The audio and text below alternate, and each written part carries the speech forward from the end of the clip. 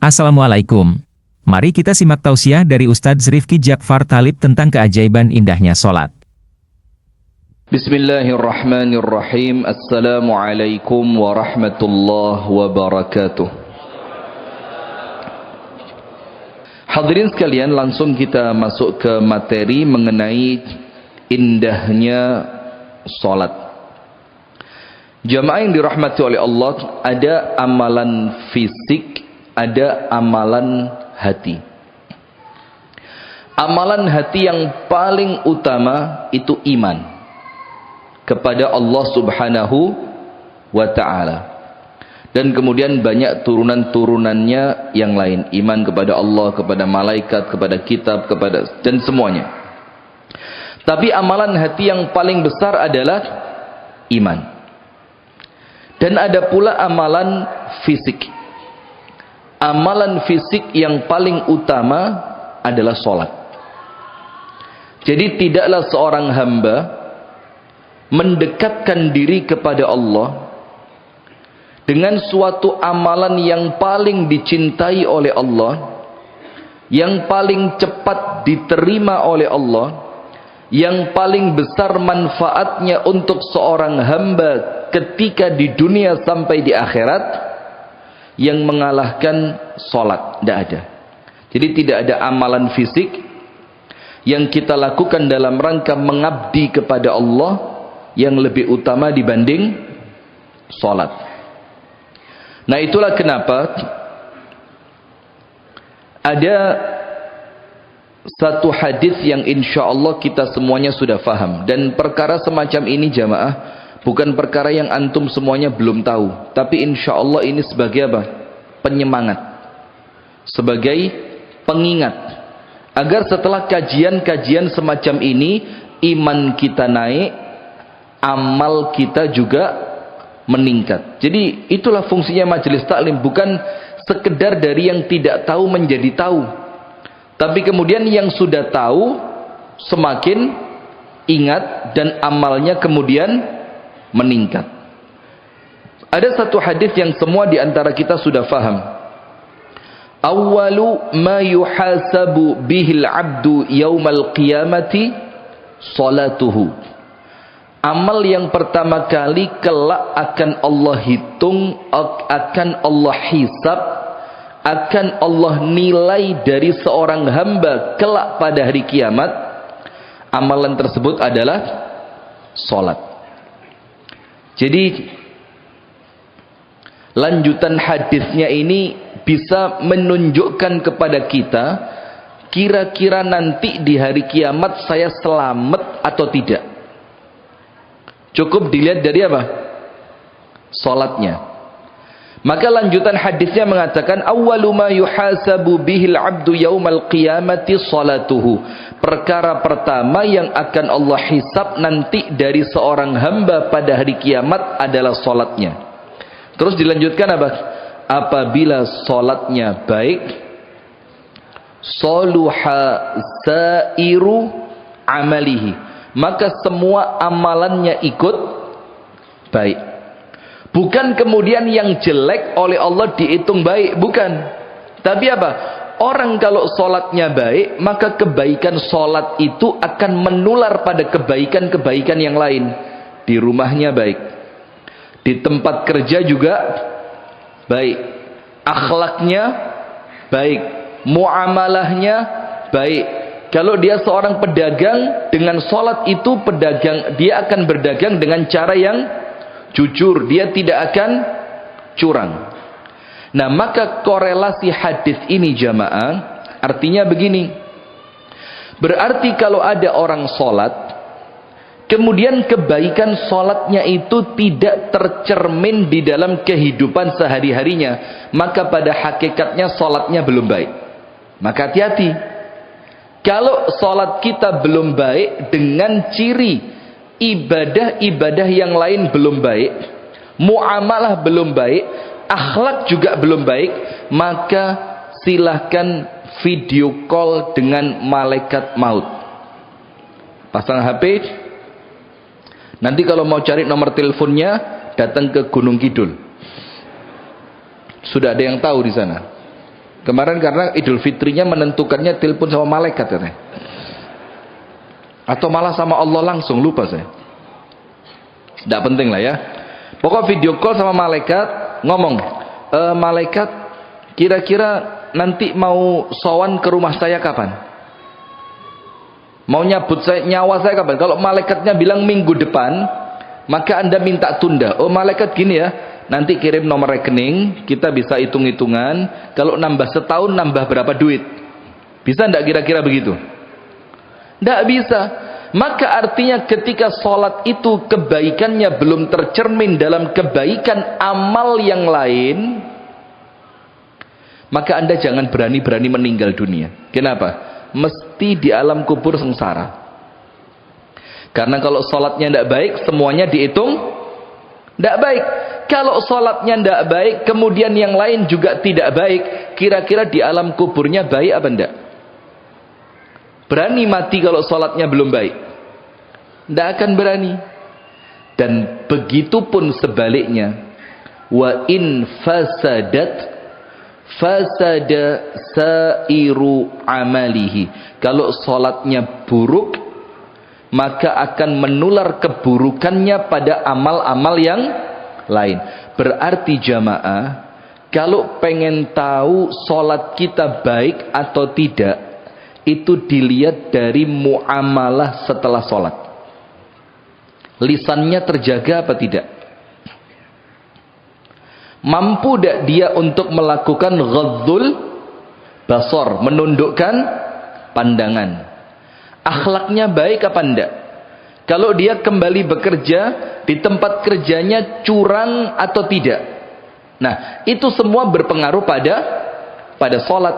Nah, itulah kenapa salah satu ciri orang itu diinginkan kebaikannya oleh Allah, itu cirinya apa? Allah berikan dia taufik untuk bisa sholat dengan baik. Karena ketika Allah gerakkan hatinya, dia mampu sholat dengan baik, maka kebaikannya sholat ini akan menjadikan amalnya dia yang lain juga ikut baik. Nah, maka dengan itu penting kembali dan berulang kali, diulang-ulang terus untuk belajar bagaimana sih pentingnya sholat, apa sih faidahnya sholat, apa sih cara-cara yang menjadikan sholat saya kemudian baik, dengan mempelajari apa? Indahnya sholat. Nah, sekarang yang kedua, itu tadi yang pertama. Jadi kalau sholatnya baik, semua dianggap baik. Kalau sholatnya buruk, semua dianggap buruk. Berarti kalau mau lihat sholatnya baik atau buruk, dilihat bukan ketika sholat, tapi setelah sholat. Maka ada istilah kan, sholatil wapi, tapi lek ngomong nyelekit. Ada yang seperti itu ibu-ibu? Atau jangan-jangan panjenengan semua ini? Enggak, kalau anda kan yo sholatnya enggak baik, lisannya yang nyelekit ya. Ngamuk, puri. Oh, mengaji kok purian.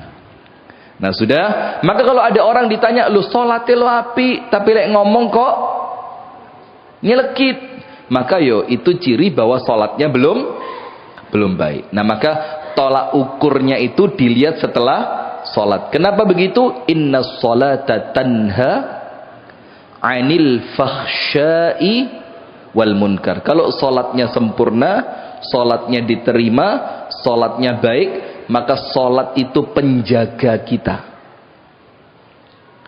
Dengan sholatnya tadi, kita tidak akan macam-macam. Maka ternyata kalau kita sudah sholat, lah kok tidak bisa menahan diri dari yang keji dan munkar, maka yo anda silakan koreksi kembali sholatnya. Mungkin niatannya, bahkan mungkin wudhu dan bersucinya, mungkin pakaiannya tersingkap, mungkin pakaiannya terkena najis segala macam.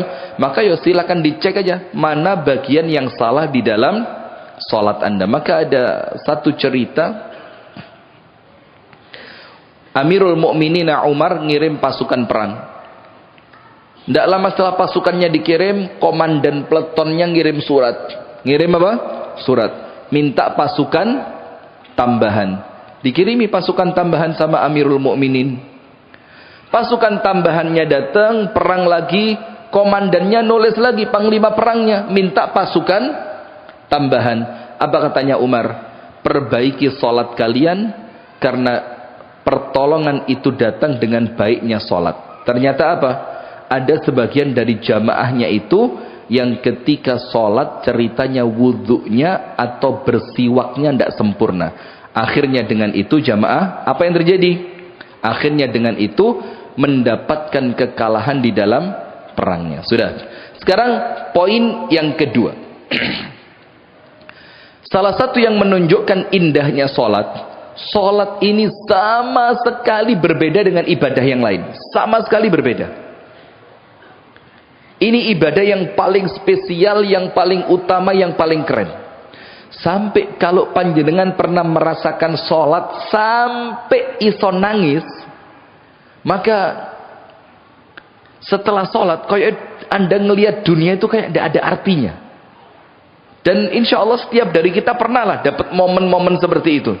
Jadi pas sholat hatinya pas enak, suasana juga pas baik, kedapatan juga imamnya, bacaannya juga merdu, pokok ketika terkumpul semua itu sholat, terus sampai meneteskan air mata, maka itu nikmat paling besar yang pernah Anda dapat dari Allah. Karena sholat tidak sama. Orang zakat tidak sama dengan sholat. Orang puasa tidak sama dengan sholat. Orang haji, umroh tidak akan sama dengan sholat. Maka salah satu yang menjadikan sholat itu spesial, ibu-ibu, bu,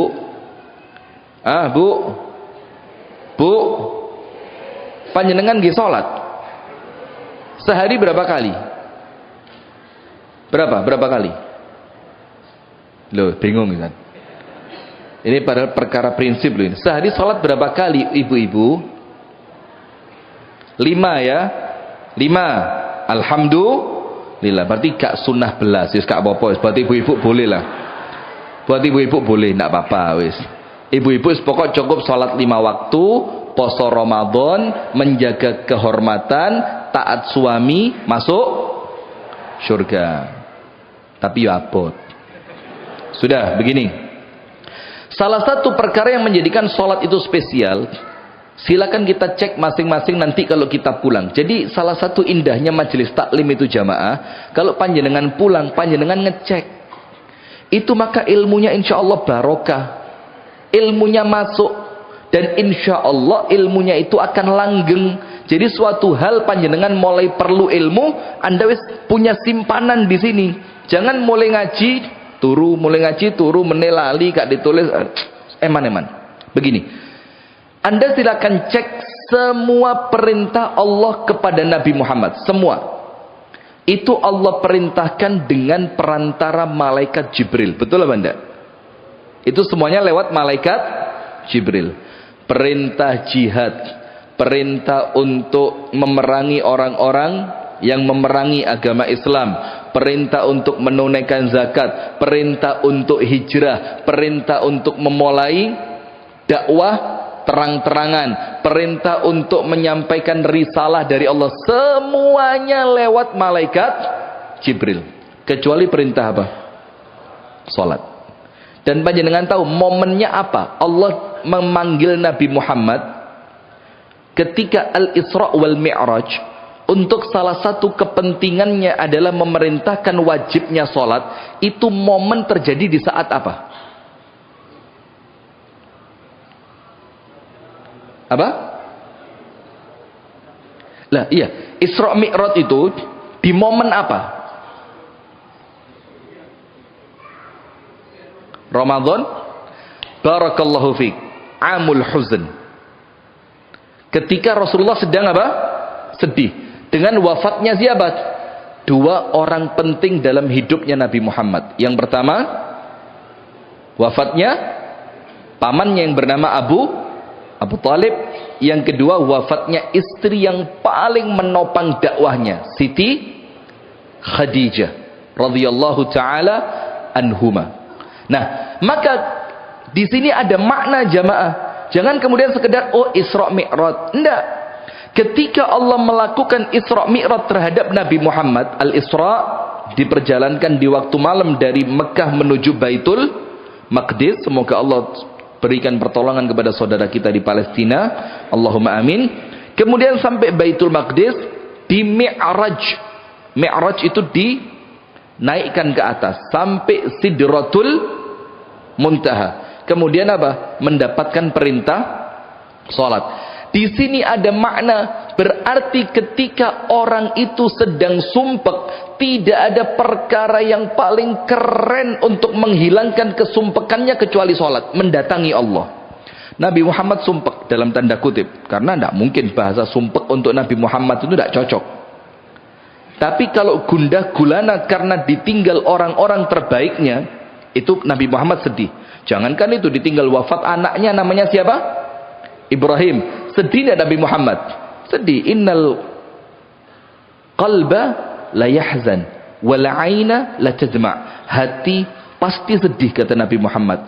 Air mata pasti keluar. Manusia. Tapi saya tidak akan mengucapkan kecuali apa yang diridhoi oleh Allah. Sedih. Nah, apalagi wafatnya dua orang utama ini yang menjadikan Nabi Muhammad sedih, karena Nabi Muhammad pisah. Enggak, Nabi Muhammad ngerti perpisahan dunia itu cuma sementara, dan pertemuan kelak yang kedua di akhirat itu pertemuan yang abadi. Maka bukan karena mereka meninggal Nabi Muhammad sedihnya, tapi dengan meninggalnya mereka, dakwah itu tantangannya semakin berat. Itu yang bikin Nabi Muhammad sedih. Dengan wafatnya Abu Talib, orang kafir Quraisy tidak segen lagi untuk mengganggu Nabi Muhammad. Dengan wafatnya Ibunda Khadijah, salah satu penopang dakwah itu hilang.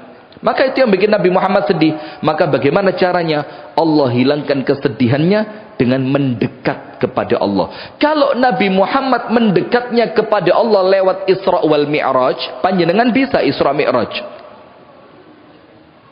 Ayo, angkat tangan yang bisa. Waliullah Anda. Coba, atau mau sampai 70 kali? Tidak bisa jamaah. Maka ketika Nabi Muhammad itu mendekat kepada Allah melalui Isra wal Mi'raj, kedekatan kepada Allah itulah sumber kebahagiaan. Maka mana posisi orang Islam yang paling dekat sama Allah? Dalam hadis dikatakan ketika kita sedang ngapain?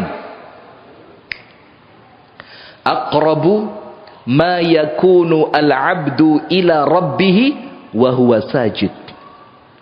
Wa huwa sajid. Posisi terdekat seorang hamba dengan Tuhannya, artinya kedekatan kita dengan Allah yang paling dekat. Bahkan para sahabat tanya, ya Rasul, apakah Allah itu jauh sampai kalau kita berdoa harus keras, ataukah Allah itu dekat kalau kita berdoa cukup apa? Lirih saja. Lirih itu apa?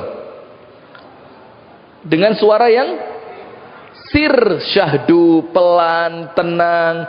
Yus kayak orang ngerengek di hadapan orang tuanya yang tidak kepingin kedengeran orang lain gitu loh. Rasulullah bilang, bal huwa qarib. Allah itu dekat, maka cukup dengan bahasa yang pelan. Tanpa sholat saja Allah sudah dekat. Apalagi kalau kita sedang sholat. Bahkan Rasul katakan keadaan terdekatnya seorang hamba dengan Tuhannya yaitu ketika dia sedang sholat. Terus apa perintahnya Nabi? Fa'akthir fihi minad du'a. Maka kalau kamu sedang dekat dengan Allah, dalam posisimu sedang sujud, perbanyaklah apa? Berdoa.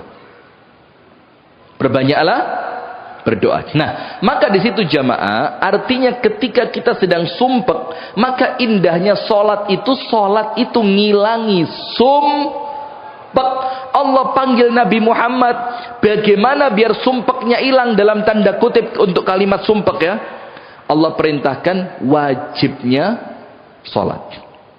Terus kan kisahnya kan panjang dalam riwayat Bukhari Muslim. Sampai pertama kali Allah wajibkan dalam satu hari sholat itu berapa kali? Berapa kali? Walaupun mohon maaf, ada dari kalangan umat Islam yang mengingkari hadis itu. Dibilang, masa Allah tidak tahu? Harus dinego dulu dari 50 baru jadi? Allah maha tahu. bukan masalah Allah Maha Taunya. Kalau Allah Maha Tahu, ya semua di antara kita yakin. Betul apa enggak? Tapi kita pengen tahu ini hikmahnya apa. Contoh, Allah Maha Tahu padahal. Ada sekelompok manusia mau berangkat ke majelis taklim. Allah kirimkan malaikat yang mengawasi mereka. Terus malaikatnya ngomong, ayo mas cepet-cepet. Ayo bu cepet.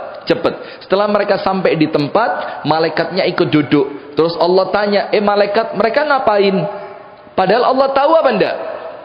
Kenapa Allah tanya? Coba. Nah kalau sekedar Allah tahu enggak tahu, ya segampang itu dijawab. Ini bukan masalah Allah tahu atau tidak tahu.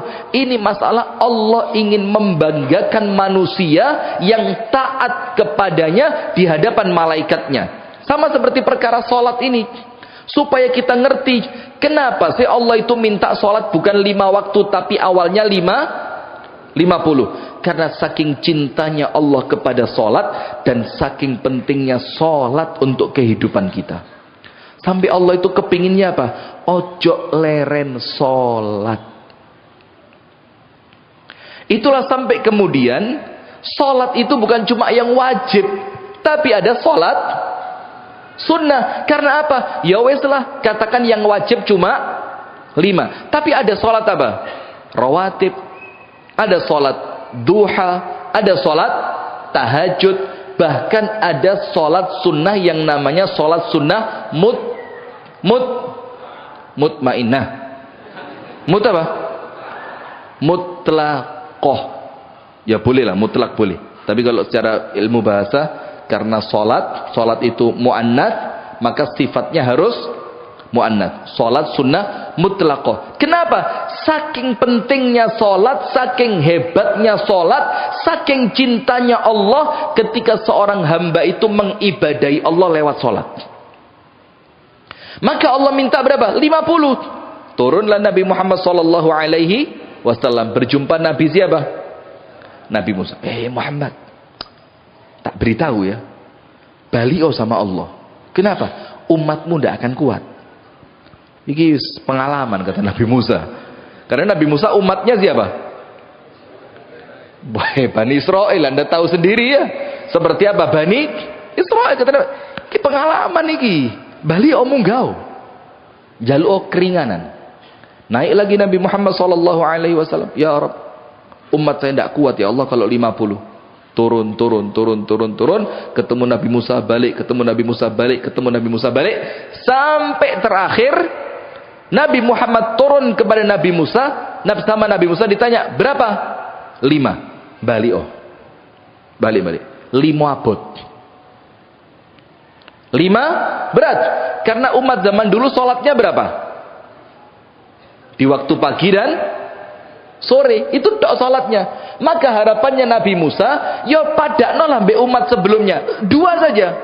Kenapa umatmu dapat 5? Tidak akan kuat. Ternyata Nabi Muhammad ngomong apa? Istahyaitu mir Rabbi. Ndak wis, malu sama Allah. Wong dari 50 bisa turun sampai 5, mosok sudah 5 masih ditawar. Padahal kalau kita mau tahu rahasia di balik itu, itulah rahmatnya Allah. Karena Allah kepingin kita dirahmati dengan rahmat yang lebih luas, kita diampuni dengan ampunan yang lebih banyak, kita dicintai dengan cinta yang lebih besar. Maka Allah berikan untuk mereka 2, untuk kita 5. Ini bukan beban. Ini karena Allah kepingin setiap waktu kita ingat sama Allah. Itu loh indahnya sholat ini. Karena Allah tahu sholat ini baik buat kalian. Maka umat sebelum umatnya Nabi Muhammad dikasih cuma 2, umatnya Nabi Muhammad dikasih 5. Tapi panjenengan tahu hadisnya? Dalam hadis yang sahih, dalam riwayat Al-Imam Al-Bukhari, fahiya khamsuna fi ummil kitab. Salat untuk kalian itu di dalam ummul kitab, catatannya Allah itu tercatat untuk kalian 50.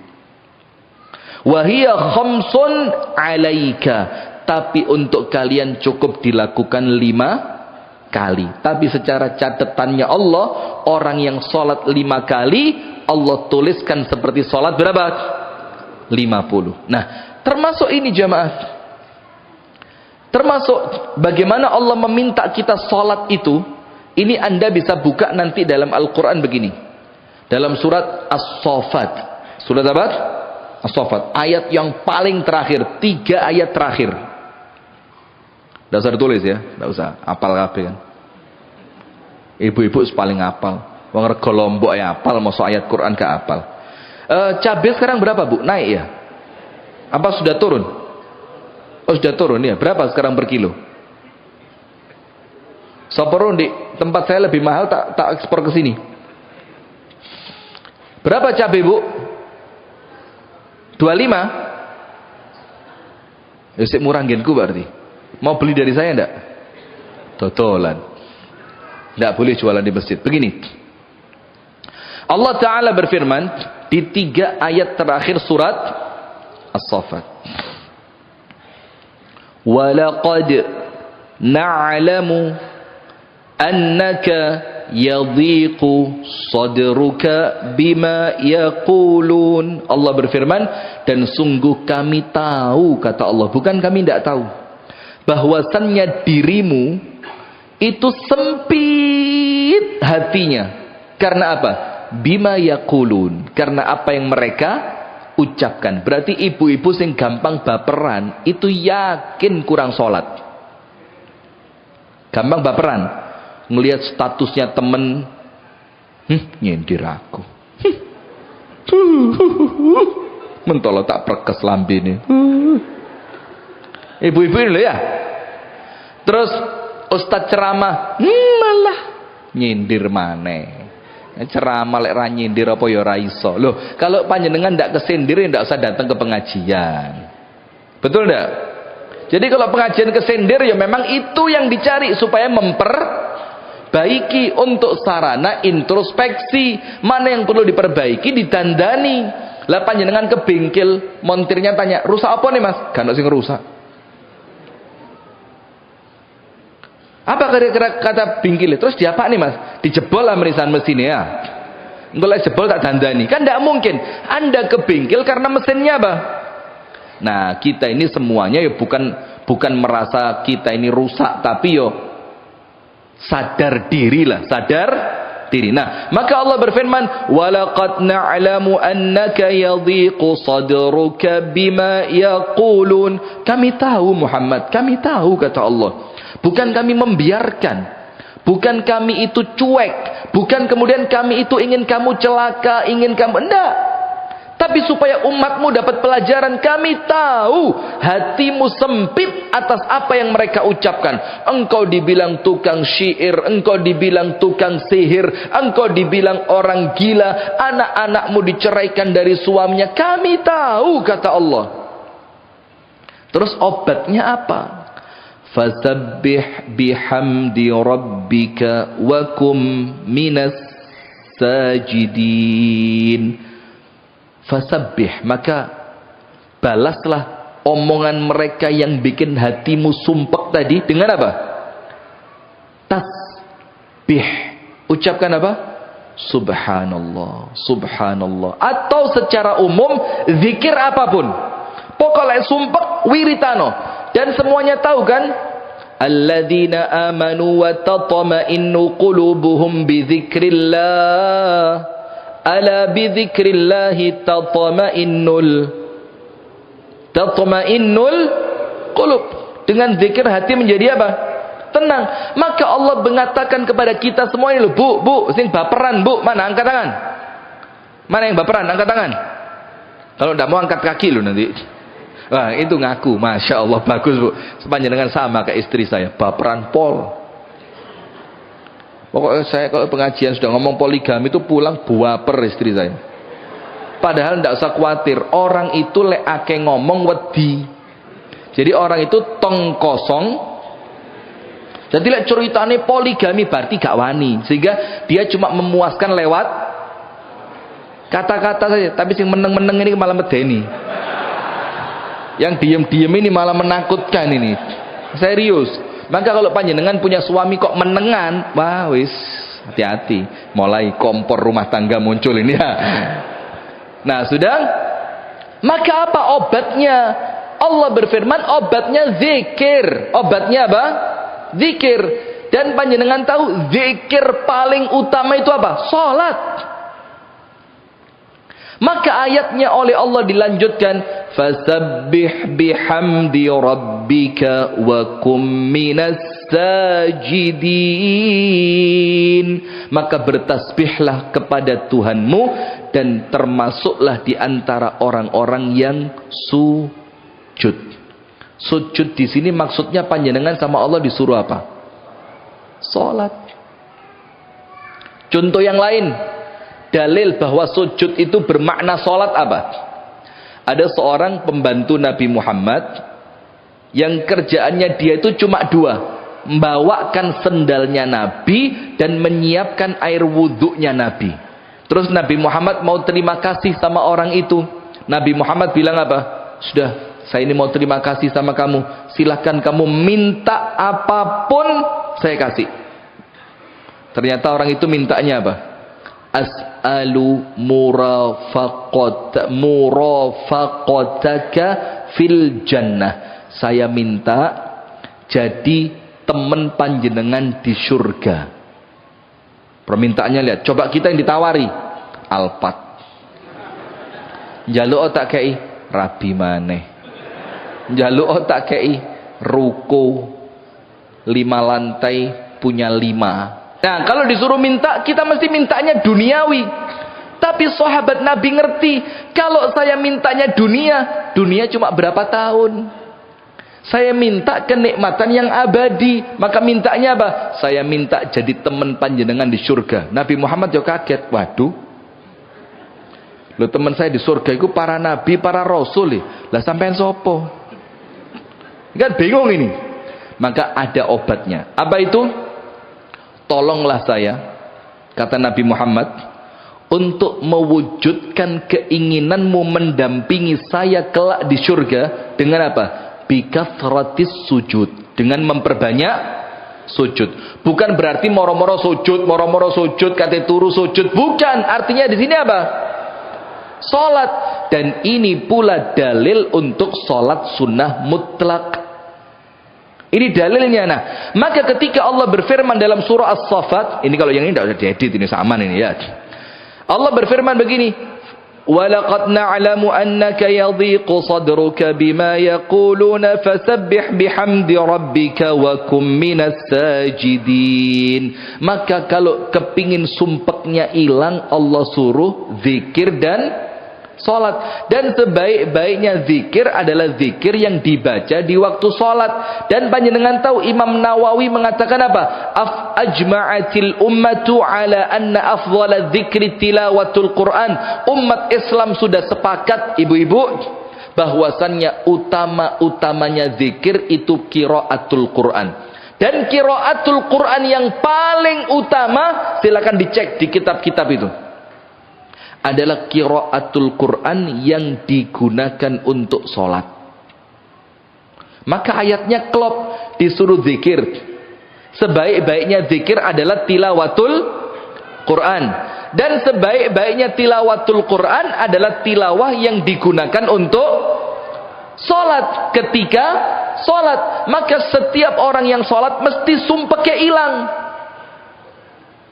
Nah, baru yang terakhir Allah berfirman, wa'bud rabbaka hatta ya'tiyakal yaqin. Ibadahlah kepada Allah, termasuk di dalamnya salat, sampai kapan? Hatta ya'tiyakal yaqin, sampai kematian mendatangimu. Nah, berarti salat ini Allah perintahkan ketika Nabi Muhammad di tahun-tahun kesedihan, amul huzn, tahun yang penuh dengan kesedihan. Maka oleh Allah direkreasikan. Rekreasinya apa? Mendekat kepada Allah. Berarti kalau kita ingin mendekat kepada Allah, mendekatnya lewat apa? Salat. Yaitu rekreasi kita. Dan ketika Isra Mi'raj, Allah tahu Nabi Muhammad mendekat dengan saya. Tenang. Sementara umatnya bagaimana? Maka Allah wajibkan salat yang awalnya 50 jadi 5, tapi dalam catatan ditulis 50. Nah, kemudian di antara perkara yang menunjukkan indahnya salat, ini ada satu hadis riwayat Al-Imam At-Tabrani dan diriwayatkan pula oleh Al-Imam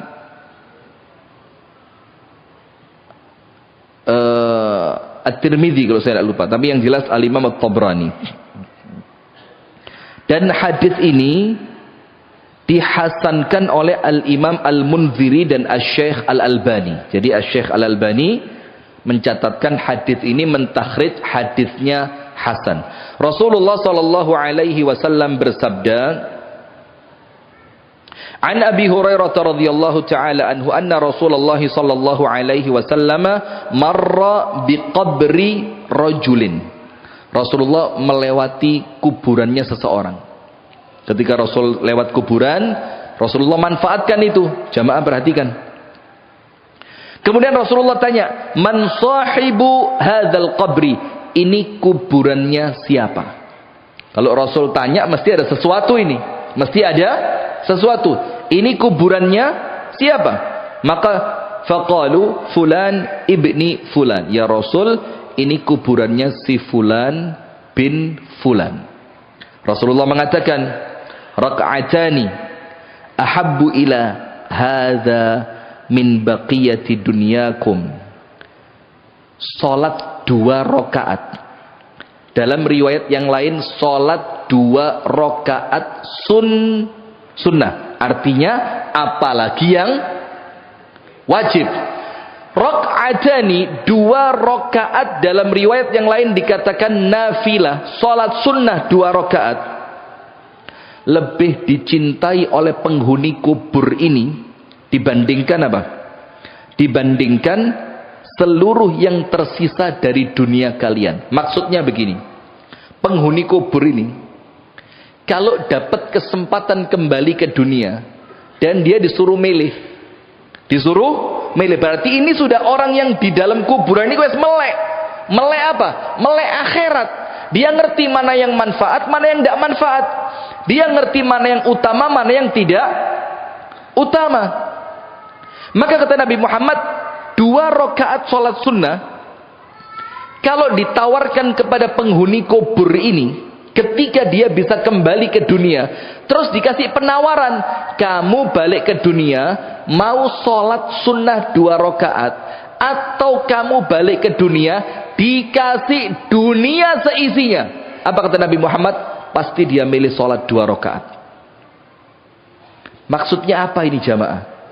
Berarti sholat 2 rakaat itu jauh lebih utama, lebih penting, lebih afdol, lebih keren, lebih bermakna, lebih bernilai dibandingkan panjenengan punya dunia beserta semua isinya. Apalagi kalau dikaitkan 2 rakaat sebelum sholat. Sebelum sholat itu sunnahnya, apalagi wajibnya subuh. Nah, maka di sini menunjukkan kepada kita, kalau kita ini masih Allah beri kesempatan sholat, itu indah betul hidup kita ini. Karena 2 rakaat saja itu lebih utama dibanding dunia beserta seluruh isinya. Tapi ingat, ini hanya difahami oleh orang yang sudah masuk ke dalam kuburan atau masjid. Kalau sudah masuk ke dalam kuburan. Nah, maka kita ini bersyukur sadurunge melbu kuburan wis dielingke, Bu. Bersyukur apa tidak? Kita ini belum masuk kubur sudah diingatkan, maka kita ngerti. Jadi nanti ketika Anda punya kesempatan sholat, Anda pikir iki wong mati luwe milih sholat iki timbang oleh donya saisine. Maka ketika Anda masih punya kesempatan itu, Anda kudu istisyar.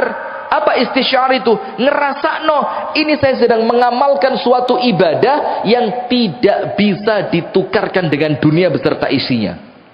Iki luwe apik. Kemudian berikutnya, yang kita perlu tahu, saya catat di sini ada 5. Ini seperempat jam selesai. Memang tidak cukup, pengajian 1 jam itu tidak cukup. Kami di Malang ngaji itu sudah normal 1,5 jam. Jadi kalau di Malang, kalau majelis taklim itu mesti mulai jam 8 selesai 8:30, mulai jam 7 selesai 8:30. Jadi hampir semua majelis taklim di Malang itu sekarang 1,5 jam. Karena apa? Memang Ustaz kadung seneng ngomong negara ya. Sak jam iku kaya gak krasa. Astagfirullah. Tapi sing lungguh iki mulai gringgingan. Ustaz gak krasa, kene gringgingan iki. Coba lihat, mulai kenceng sikile. Bukan cuma kenceng ya, kenceng yang dipijeti ngene. Nah. Coba itu. Ada teman tadi pindah sejatahnya buat anak senderane digawe. Karena sudah memang capek memang ya. Sudah, wis fokus. Ada 5. Nomor 1. Salat itu kekuatan. Salat itu apa? Kekuatan. Apa dalil kalau orang yang salat pasti kuat? Kuat jasmani dan juga kuat rohani. Anda nanti pulang panjenengan buka surat Al-Muzammil. Surat apa? Al-Muzammil. Dari ayat pertama sampai ayat yang ke-10. Anda fahami bahwa Quran itu zikir paling baik, apalagi ketika Quran itu dibaca di waktu sholat, maka akan memunculkan kekuatan, dan orang yang sholatnya istiqomah, semua yang dia lakukan insya Allah berhasil. Coba kurang indah apa sholat ini? Kalau sholatnya istiqomah, sholatnya khusyuk, dia baca Quran dengan tartil di dalam sholatnya, hampir semua bisa dipastikan yang dia lakukan mesti sukses, mesti berhasil. Dalilnya apa? Al-Muzammil 1 sampai 10. Ya ayyuhal muzammil. Ini Nabi Muhammad barusan dapat Iqra. Barusan dapat apa? Iqra. Pulang ke rumah ibunda Khadijah, menggigil. Seket kate istirahat. Allah tidak biarkan Rasulullah itu istirahatnya salah. Allah tidak biarkan. Maka Allah tunjukkan istirahat terbaikmu itu apa? Ya ayyuhal muzammil. Orang yang sedang selimutan disuruh bangun, qumil laila illa qalila. Karena waktu itu sholat 5 waktu belum diwajibkan. Maka untuk Nabi Muhammad treatmentnya apa? Tahajud. Apalagi kalau sholat wajibnya baik, ditambahi sedikit tahajud, insya Allah top markotop. Allahumma amin. Mudah-mudahan kita semua sama Allah dimudahkan. Amin. Sudah? Allah panggil, selimutan, qum, bangun. Bukan itu istirahatmu. Jadi bukan dengan tidur istirahatmu. Qumil laila illa qalila. Istirahatmu dengan apa? Salat. Nisfahu awin qus minhu qalila au zid alai. Kalau kamu kuat, separuh malam. Salat atau separuh malam. Kalau tidak kuat, kurangi dari separuh malam. Tapi kalau kamu kuat, ditambahi boleh. Terus apa? Warattilil Qur'ana tartila, dan bacalah Al-Quran dengan tartil. Sekarang kita mau tanya, ya Allah, kenapa Nabi Muhammad baru dapat wahyu Iqra bismi rabbikal ladzi khalaq dan seterusnya, pulang ke rumahnya baru tenang sedikit, diselimuti sama istrinya, baru mau tidur, mau istirahat, dibangunkan untuk sholat. Kenapa? Lihat ayatnya. Inna sanulqi alaika qawlan thaqila. Thaqil itu apa? Thaqil itu wabot. Kalau kita artikan bebas, cepat bangun, cepat sholat, supaya kamu kuat, karena sebentar lagi kamu bakal dapat tugas berat. Faham enggak? Jadi treatmentnya Allah supaya Nabi Muhammad itu kuat menjalani tugas berat ini, treatmentnya disuruh apa? Salat. Lah terus bagaimana orang yang suka mengeluh, uripe abot, golek kerjaan angel, duit sempit, sudah tahu hidupnya berat, lah kok gak mau? Ya ndak ngerti apa-apa ini orang.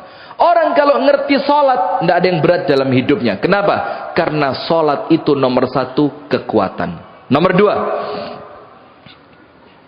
sholat itu ketenangan. Sholat itu apa? Ketenangan. Orang kalau sholat tenang hatinya. Contohnya begini. Semua sering dengar ini. Nabi Muhammad itu kalau ketemu Bilal dan Bilal sudah sampai, itu artinya sudah waktunya apa? Azan. Maka setiap Nabi Muhammad itu ketemu Bilal, Nabi Muhammad tanya, "Ya Bilal, ama anal analis salat?" Apakah sudah datang waktu untuk salat? Kalau Bilal mengatakan, "Iya ya Rasul, sudah datang." Apa jawaban Rasul? "Arihna biha ya Bilal." Ayo Bilal, bikin kami nyaman, bikin kami tenang dengan apa? Salat. Maka ketika panjenengan sumpah dengan semua hiruk pikuk dunia ini, salat itu istirahatnya.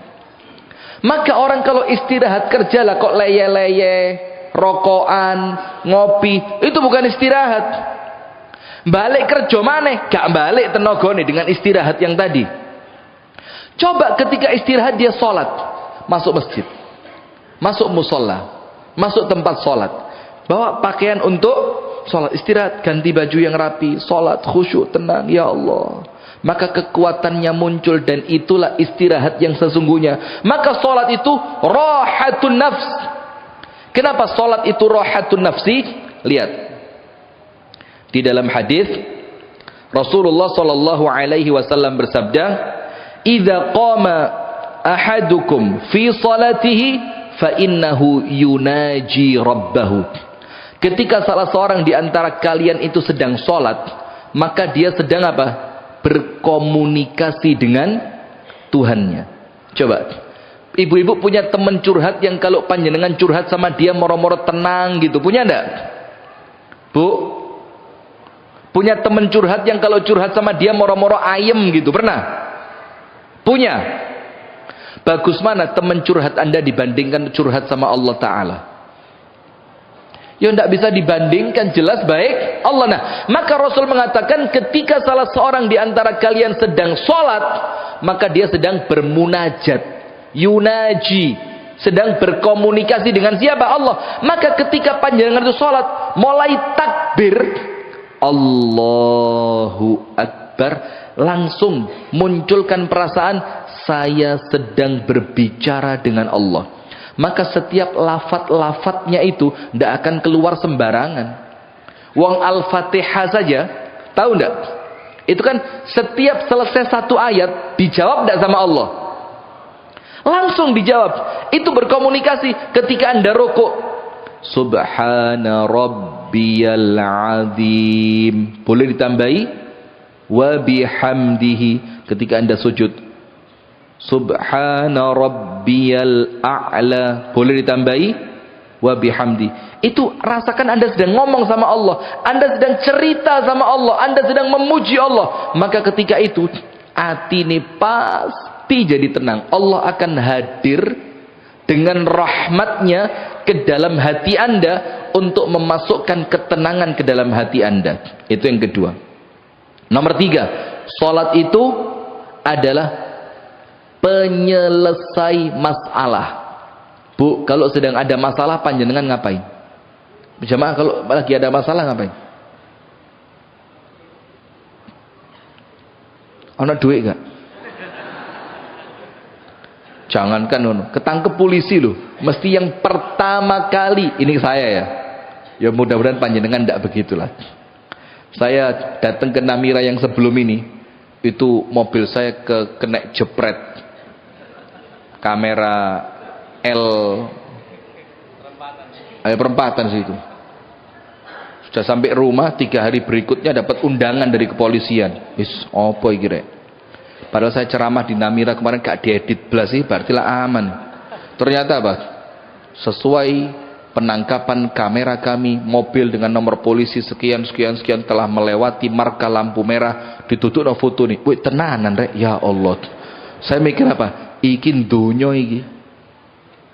Bisa sedetail itu, jamnya, lokasinya, nomor polisinya, jenis pelanggarannya, plus dendanya. Larang 500 ya Pak. Ya Allah. Rungunung tak rem sama saya. Cet.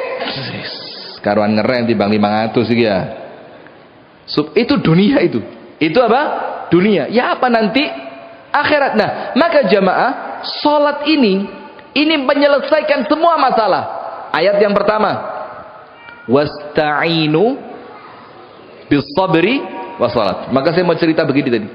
Kalau panjenengan sedang jalan, terus moro-moro enek cegatan polisi, lengkap gak lengkap, mesti deg-deg.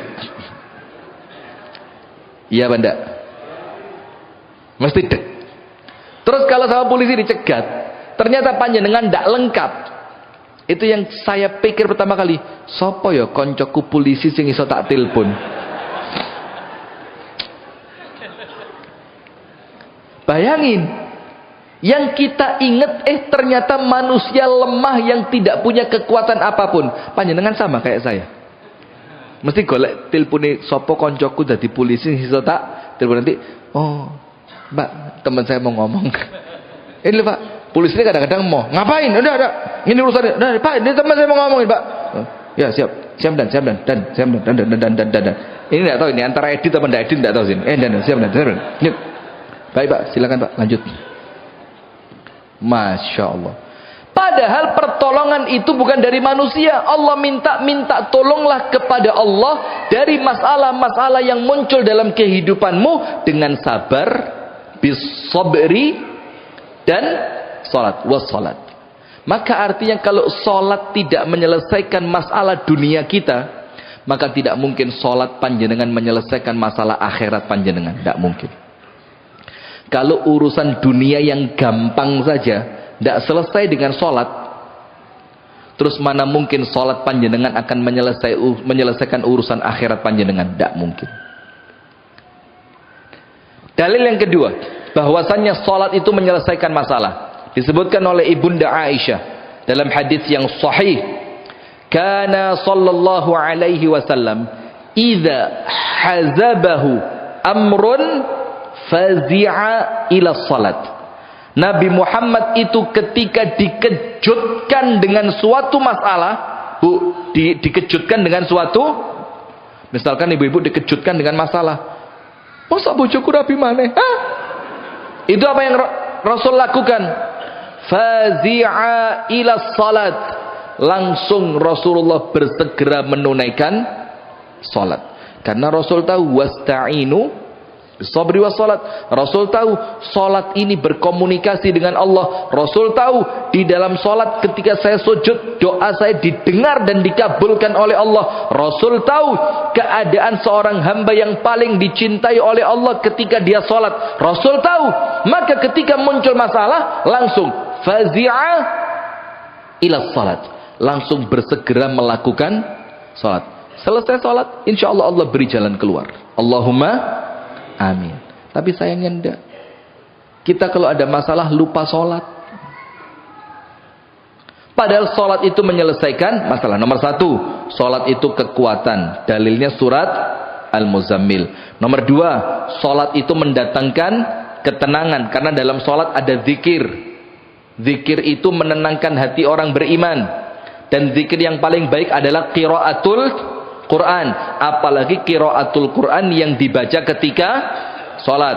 Termasuk dalilnya juga Rasulullah ngomong sama Bilal, tenangkan kami dengan sholat. Maka sholat ketenangan. Nomor tiga, sholat itu penyelesaian dari masalah. Nabi Muhammad kalau ada masalah langsung sholat. Wasta'inu bis sabri was sholat. Maka ibu-ibu mumpung belum kedaden, kalau nanti moro-moro Anda dengar berita bojomu rabi maneh, supaya Anda tahu bagaimana solusinya, langsung apa? Jadi sholat itu apa? Ketenangan hati, menyelesaikan masalah. Yang keempat, sholat itu penghapus dosa. Kurang indah apa? Fisiknya kuat, hatinya kuat. Masalahnya selesai.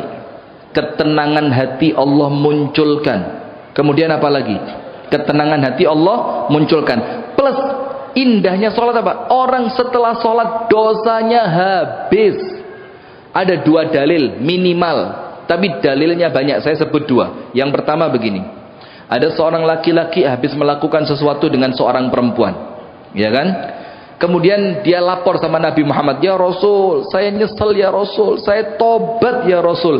"Kenapa ya Rasul?" "Kenapa?" kata Rasulullah, "Begini, saya melakukan ini dengan perempuan itu. Ghaira anni la ujami'uha." Kecuali satu, saya tidak sampai hubungan suami istri. Kata Rasulullah. Setelah itu terpotong waktu sholat. Selesai sholat, laki-laki ini mendatangi Nabi Muhammad, "Ya Rasul, kok panjenengan lupa? Apa tadi solusi buat saya?" Rasul bilang, "Loh, saya tidak lupa.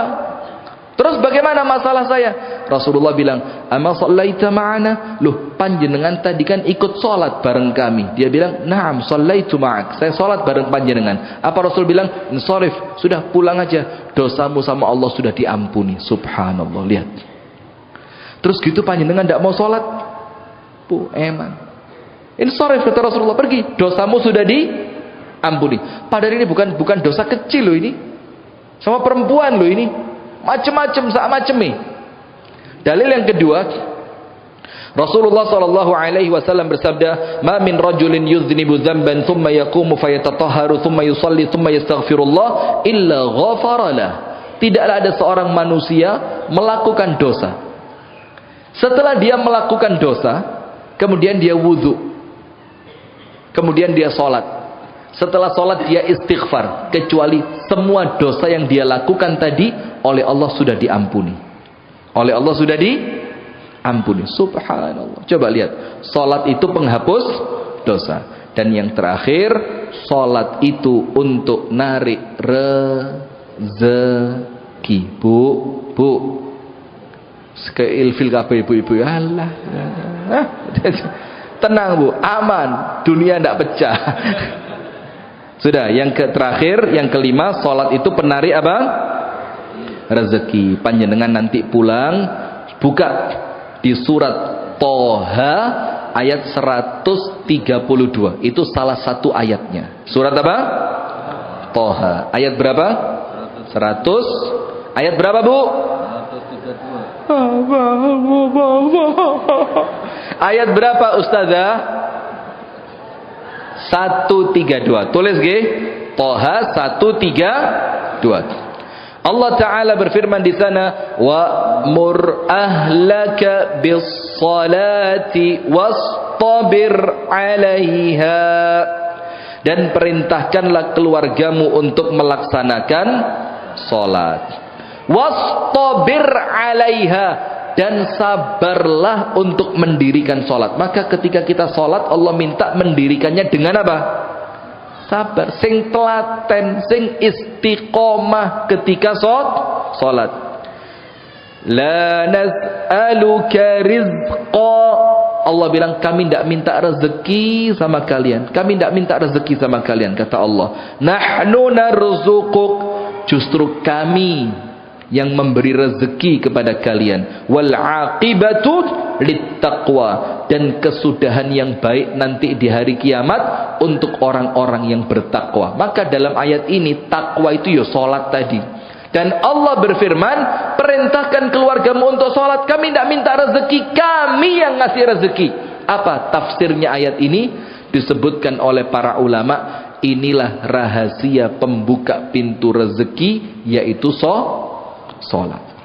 Maka jamaah sekalian, eman kalau kita tidak sholat. Karena sholat itu bukan beban. Sholat itu kebutuhan. Sholat itu rezeki. Sholat itu kekuatan. Sholat itu ketenangan. Sholat itu menyelesaikan masalah. Sholat itu narik rezeki. Sholat itu menghapuskan dosa. Coba ibadah apa selain sholat yang seperti itu? Maka itulah kenapa Allah cinta betul dengan orang yang sholat. Allah sayang betul dengan orang yang sholat. Sampai umat sebelum Nabi Muhammad dikasih cuma 2, kita dikasih berapa? 5. Itu pun pahalanya bukan 5 tapi seperti 50. Maka jamaah sekalian, semoga setelah pengajian ini kita menjadi orang yang semakin sholatnya itu kroso juruni hati. Sholat itu sesuatu yang betul-betul kita tunggu. Maka saya ingat betul nenek saya dulu, jidah saya dulu, waktu masih hidup, kalau dengar azan itu ngomong apa? Alhamdulillah iso sholat maneh. Subhanallah. Dan meninggalnya husnul khatimah. Meninggalnya di rumah sakit, ngajak anaknya sholat duha, pas selesai sholat duha meninggal dunia. Itu pas di rumah sakit. Kenapa? Karena sholat itu untuk beliau bukan beban tapi nikmat. Barakallahu fikum. Itu yang dapat saya sampaikan. Semoga ada manfaatnya. Mohon maaf apabila ada kurang dan salahnya. Barakallahu fik. Subhanakallahumma wa bihamdika. Ashhadu an la ilaha illa anta. Astaghfiruka wa atubu ilaik. Kurang dan lebih saya mohon maaf. Hati-hati di jalan. Assalamualaikum warahmatullahi wabarakatuh.